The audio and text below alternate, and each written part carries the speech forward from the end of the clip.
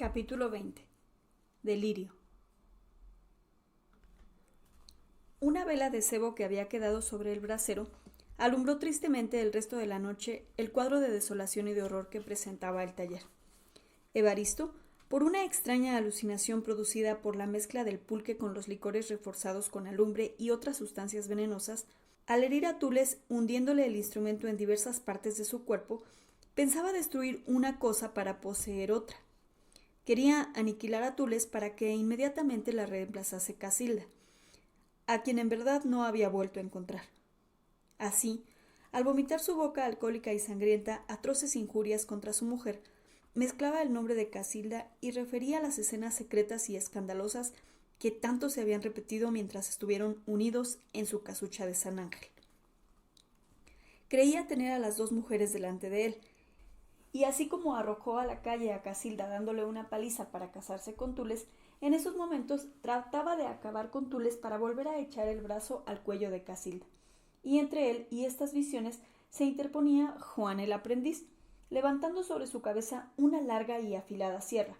Así, loco, frenético, profería palabras incoherentes, buscaba instrumentos, trozos de madera, martillos para destruir, para herir, para triunfar de estas visiones amenazadoras, para hacer desaparecer el sillón de terciopelo rojo oliendo a incienso y a la iglesia, y que como escudo había libertado al muchacho de ser asesinado.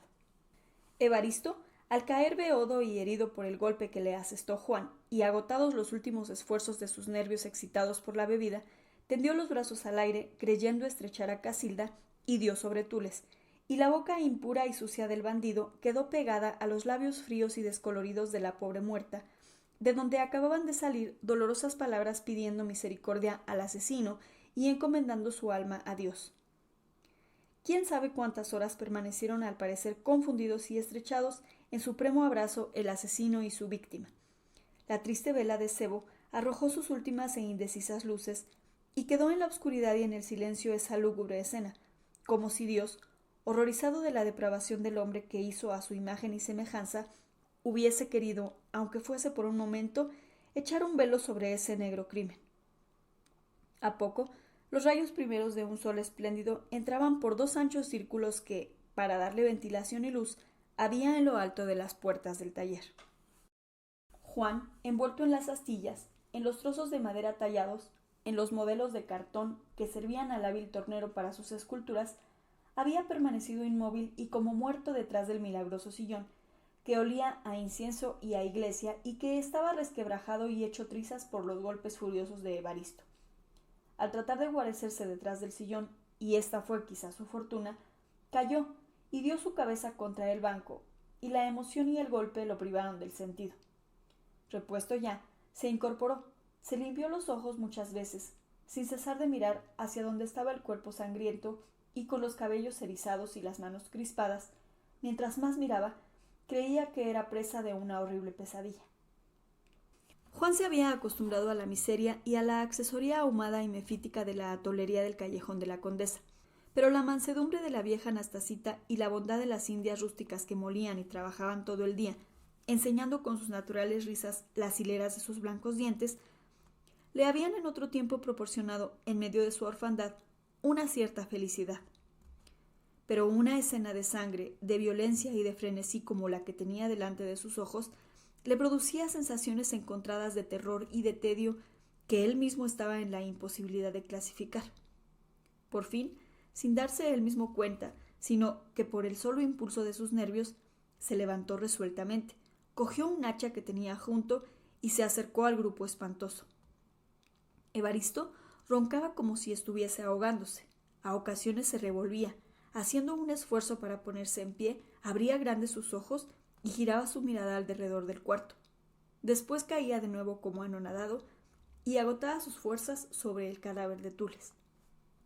El primer impulso de Juan fue levantar el hacha y hacer 1000 pedazos la cabeza de su maestro. Era el momento, no de la venganza, sino de la justicia. Allí pagaría los golpes, las humillaciones, el hambre que le había hecho padecer, sin enseñarle en compensación ni aun los primeros rudimentos del oficio, empleándolo solo como si fuese una bestia bruta en dar vueltas al torno. Pero esto no era nada. Su maestra, su pobre maestra que lo había querido como a un hijo, que por defenderlo se echaba encima cada día las iras del marido. Su maestra tan buena, tan joven, tan bonita, estaba tendida nadando en su sangre, que aún brotaba de los muchos agujeros que Evaristo le había hecho con el formón. Era la hora y la oportunidad propicia para el castigo, pero en esos momentos Juan deseaba que el tornero se levantase y lo reconociese, que tomase otra hacha y entonces entablar una lucha a muerte hasta hacerse pedazos, hasta formar una especie de escultura con sus carnes, como se formaban en los trozos de madera. Juan removía fuertemente a Evaristo con el pie y se inclinaba, tomándole los brazos para ayudarlo a levantar y que comenzara la pelea. Pero nada. Evaristo volvía a caer como un cuerpo muerto y azotaba sus dos brazos contra el enmaderado del cuarto. Repentinamente vino a Juan una idea. Si yo mato al maestro, de seguro que un día u otro que me cojan, todas las vecinas atestiguarán que yo he matado también a la maestra, y aunque lo niegue, nadie me lo creerá. Y eso sí que sería para mí peor que la muerte. Juan cesó de remover y de incitar a la lucha a Evaristo. Dejó caer el hacha de sus manos, miró la cara pálida de su maestra, donde aún se reconocía la mansedumbre y la bondad, y comenzó a derramar silenciosas lágrimas. Después de un rato, se limpió los ojos con la manga de su camisa, tomó un jarro del brasero, abrió con cuidado la puerta y la cerró tras de sí de la misma manera, diciendo: «Mi pobre maestra, mi pobre maestra». Y atravesó el patio como lo tenía de costumbre todos los días, con su traste en la mano, para buscar la leche que servía para el desayuno. El sol había salido ya. La casera barría al frente de la calle. Las vecinas entreabrían las puertas de sus cuartos, salían a hacer su compra o regaban el patio con el agua del pozo. Todo estaba en la mayor calma. El día claro y despejado. La mañana fresca. Nada anunciaba que en esa casa tan tranquila hubiese pasado pocas horas antes un horroroso drama. Evaristo, con cierta conciencia de lo que pasaba, vio al aprendiz con el hacha levantada, tuvo miedo y continuó fingiendo que aún estaba borracho. ¿O lo estaba efectivamente todavía hasta que llegó el momento en que, disipada la influencia del pulque, volvió en sí de su sangriento delirio? Eso es lo que quizá no podría explicarlo ni él mismo. Pero el caso fue que poco a poco se sentó, después se puso en pie, se agachó y tomó el instrumento que el muchacho había dejado abandonado. ¿Se iría ya? ¿Estará escondido acechándome para matarme? ¿No lo vi delante de mí con el fierro levantado para matarme cuando estaba yo tirado e indefenso? Canallas, canallas todos estos, como decía el conde. Si lo hubiese yo medio matado a palos antes, no habría ahora un testigo contra mí para perderme.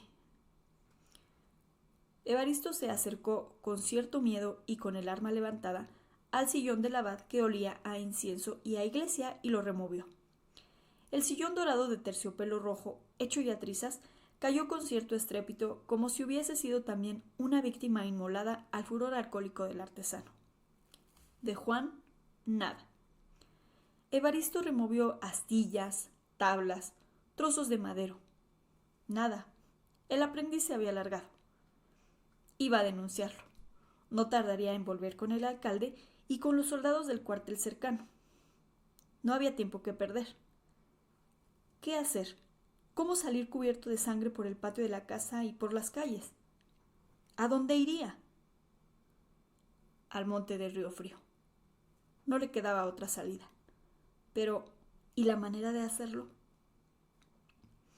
Evaristo pensó en el carnero, en el consentido, como le llamaba Tules, y las vecinas que lo querían mucho. Y cuando estaba amarrado en el patio le hacían caricias y le daban pedacitos de pan en la boca. Matarlo, no había más remedio. Así, podría salir al patio con las manos y la camisa manchadas de sangre, presentarse ante las vecinas y convidarlas un trozo para hacer una fritanga. Se le ofrecía otra dificultad. ¿Y el cadáver de Tules? Eso era fácil, enterrarla debajo de las vigas. Un día o dos podían pasar así las cosas y mientras él ganaría al monte del Río Frío. Llegado allí, estaría salvado. Encontraría sin duda otros criminales como él, y el monte era inexpugnable. Los soldados se contentaban con pasear por las orillas del camino real y jamás habían penetrado en su espesa arboleda. Pero, ¿y si el aprendiz venía antes con el alcalde? Entonces era hombre perdido. De todas maneras, matar al consentido era cosa resuelta. Él tenía que salir a sacar agua del pozo para lavarse, y esto no lo podía hacer sin pretexto. Después de matar a la mujer buena y honrada, tenía que sacrificar al inofensivo cordero.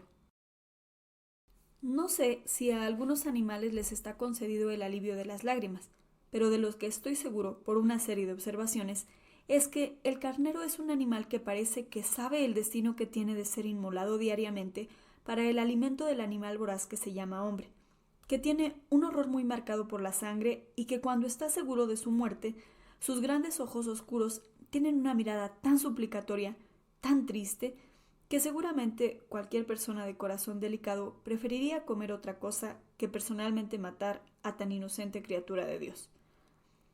El consentido estaba, como quien dice, acostumbrado a las escenas que pasaban en la tornería, lo mismo que las vecinas, que ya no hacían caso y se limitaban a compadecer a Tules. Voces, gritos, bancos tirados unos sobre otros, instrumentos de acero chocándose entre sí. Todo esto era común y diario, ya porque el maestro disputaba con un tapicero, ya porque reñía a Tules, ya porque castigaba al aprendiz. El borrego se limitaba a agachar la cabeza, pues ya le habían dado de rechazo algunos soquetes de madera en la frente, o si estaba suelto, salía como disimuladamente al patio hasta que, aplacada la tormenta, Tules lo llamaba para darle de comer. En la noche de la catástrofe, el carnero seguramente notó algo extraordinario. Cuando Evaristo, con sus fuertes pasos, con sus juramentos y tirando muebles y maderas, hizo casi temblar el taller, el carnero agachó la cabeza y la ocultó en el hueco del banco en que estaba amarrado. Después que todo volvió al silencio, la sacó poco a poco y clavó la vista en su ama, tirada en el suelo en el lago de sangre. ¿Es que acaso el animal tenía idea de que la que le daba de comer, lo peinaba, le daba besos en su hocico limpio y untuoso, estaba muerta? ¿Quién sabe lo que le pasa a los animales que del estado natural y salvaje vienen a vivir en la sociedad de los hombres? Creo que se opera en ellos, aun en los menos avisados, una transformación completa. Entienden el idioma. Tienen quizá, aunque sea, una idea de lo que pasa en las casas. Se alarman con los ruidos, se animan con la música y la alegría. Vienen a formar parte de la familia. El cordero, el tímido cordero, querido y consentido de Tules, toda la noche estuvo temblando y no despegó sus grandes ojos negros, profundamente tristes, del grupo sangriento que estaba junto a él. Evaristo, sombrío y terrible, desató al borrego. Buscó un arma aguda, pero el animal, aterrorizado, dio un salto y fue a caer sobre el cadáver de su ama. El golpe que Evaristo le había tirado solo hirió el aire. «Hasta el borrego se resiste», gritó furioso. «Su lana está manchada con sangre y será una prueba. No puedo dejarlo vivo. El aprendiz no tardará en venir». Y tiró otra puñalada al borrego, tan inútil como las otras. Entonces se entabló una especie de lucha. Los golpes se amortiguaban en la esponjada lana. Ya era mucho. El aprendiz quizá estaría en la puerta con el alcalde. Evaristo quiso salir de esta situación. Tomó una pesada garlopa y acertó un golpe tremendo que partió la frente del carnero, quien cayó medio muerto sobre el cuerpo de Tules. «Bien», dijo Evaristo, «por ese lado he concluido, pero no hay que descansar». Como mejor pudo, se limpió la sangre de la cara y barbas, mudó la camisa y las calzoneras del Sanlunes por otras viejas que usaba para trabajar. Entreabrió con precaución la puerta y salió al patio arrastrando al carnero moribundo y que aún entreabría sus tristes ojos para acabarlo de matar en el patio. «¿Pero se ha vuelto usted loco, don Evaristo?», le dijeron las vecinas que ocupaban un cuarto frente al suyo. «¿Qué ha hecho usted? ¿Matar al consentido que tanto quería doña Tulitas? ¿Cómo lo ha permitido?» «Más dolor tengo yo que ella, que se fue muy temprano para no presenciar la ejecución. contestó el tornero con una tranquilidad aparente. ¿Pero qué quería usted que hiciera? ¿Anoche? Y tal vez oyeron ustedes el ruido. Se le enredó el mecate, tiró del banco de encino y se lo echó encima, y se le quebraron las 2 manitas. No había más remedio que matarlo para que no padeciera.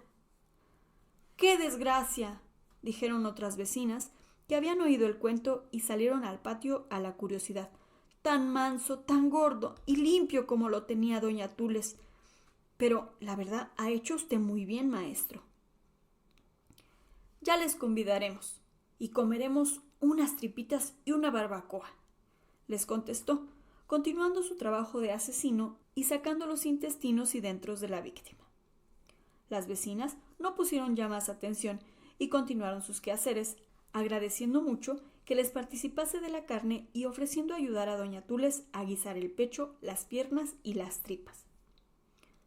Evaristo dejó la salea y los trozos del cordero en el patio. Entró, cerró la puerta y procedió al entierro de la muerta.